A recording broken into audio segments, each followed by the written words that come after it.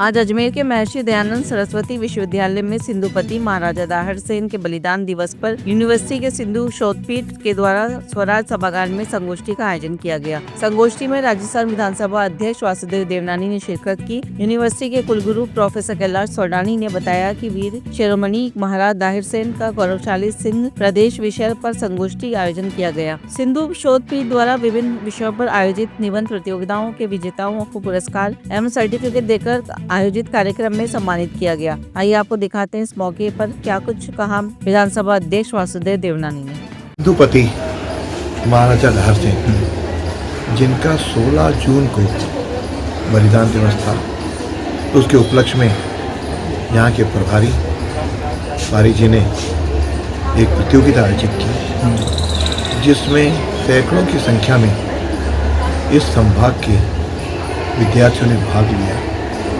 उसमें सिंध से जुड़े हुए कई विषय भी रखे और उस पर जिन विद्यार्थियों ने प्रथम, द्वितीय, तृतीय और सांत्वना पुरस्कार प्राप्त किए, उनको पुरस्कार वितरण भी हुआ।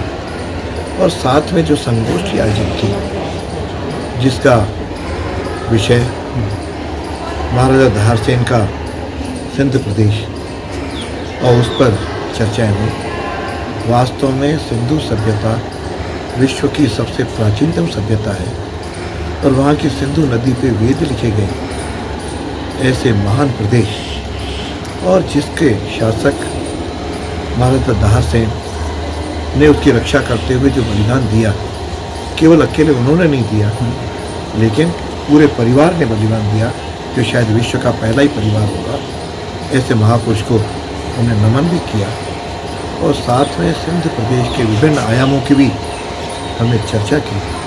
और आज के वातावरण में जहाँ सिंध प्रदेश जो पाकिस्तान के साथ है और वहाँ जिस प्रकार से जनता पे अत्याचार हो रहे हैं, उसको लेकर के भी आज सब संवेदनशील हैं। और मुझे लगा कि आज सामयिक है वहाँ के इतिहास को, वहाँ की सभ्यता को जाना जाए और नई पीढ़ी के अंदर उसका ऊर्जा उससे प्राप्त हो, इसको लेकर के विश्वविद्यालय ने पहल की है। मैं विश्वविद्यालय को अपनी ओर से शुभकामना भी देता हूँ और आग्रह भी करता हूँ कि ऐसे कार्यक्रमों का आयोजन समय पर करवाएं। सिंधु शोधपीठ MDS यूनिवर्सिटी अजमेर के तत्वाधान में आज दाहिर सेन जी के बलिदान दिवस पर एक कार्यक्रम रखा गया।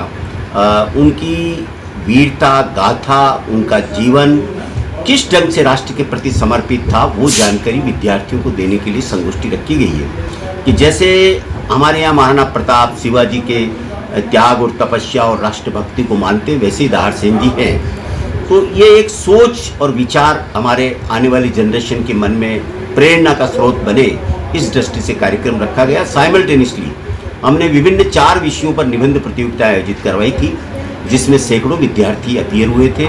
उनके फर्स्ट, सेकंड, थर्ड और सांत्वना पुरस्कार के माध्यम से 20 छात्र छात्राओं को आज पुरस्कृत किया गया है, ताकि उनके मतलब जो सिंधु शोधपीठ से संबंधित विषयों पर समाज में जागरूकता पैदा हो। और अब हम इसी ढंग के रिसर्च प्रोजेक्ट भी ला रहे हैं, सिंधुलॉजी भी प्रारंभ करने जा रहे हैं। विभिन्न कार्यक्रम सिंधु शोधपीठ में आने वाले समय में अतिशीघ्र प्रारंभ होंगे, ऐसा मेरा विश्वास है। अजमेर में नया नाम ढूंढना आसान है, पर भरोसेमंद एक्सपीरियंस मिलना मुश्किल। साफल्यम अजमेर, नाम नया, वही पुराने शानदार एजुकेटर्स। कोटा के 20 सालों का अनुभव अब अजमेर के सपनों को करेगा साकार। नीट की शुरुआत most experience and stable team के साथ। Saphalyam Ajmer, join today. If NEET, it's साफल्यम।